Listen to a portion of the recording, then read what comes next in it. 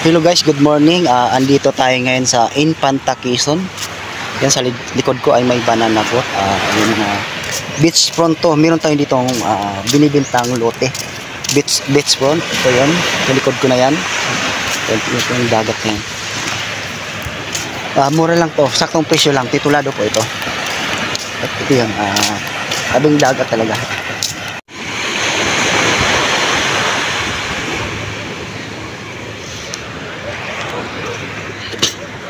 Guys, andito tayo ngayon sa Infanta, Quezon. Titulado to mga beach front dito. Ayan na yun, ito na yun. Yan, beach front po, 1.2 hectare. Mura lang to.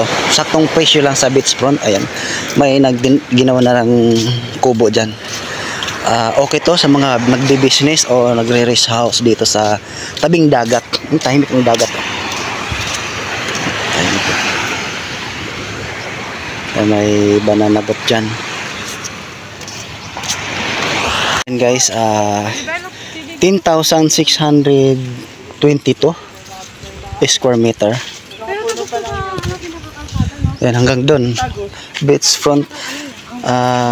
Ang frontage nito ay beach front 10,622 square meter. May mga nyug na siya.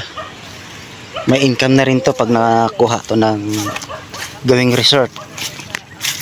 Dito sa Infanta ay ito na lang ang binibenta naming 1 hectare dito sa Infanta. Quezon, ito tabing dagat talaga oh. Doon banda ang Peaceport, kaya malinis to. Saka hindi masyadong magulo dito sa kalsada. Ayun oh. Ayan, may banana boat dyan. May mga resort na rin dyan.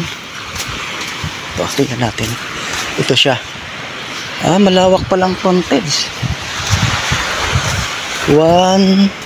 Ang frontage niya ay 1, 2, 3, 4. 40 to 50 meters ang frontage niya. Beach front siya. Yan siya.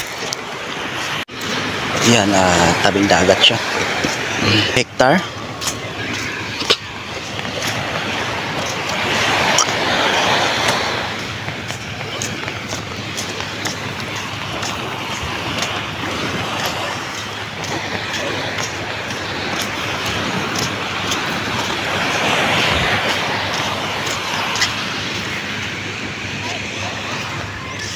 Dito hindi. Ito dagat na ito, kuya, puno yan ang kahoy mula doon.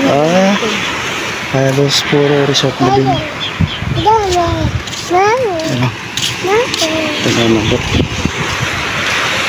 Mag-update naman kami kay ate pag yung halimbawa may buyer. Si ate na ipa-assist namin.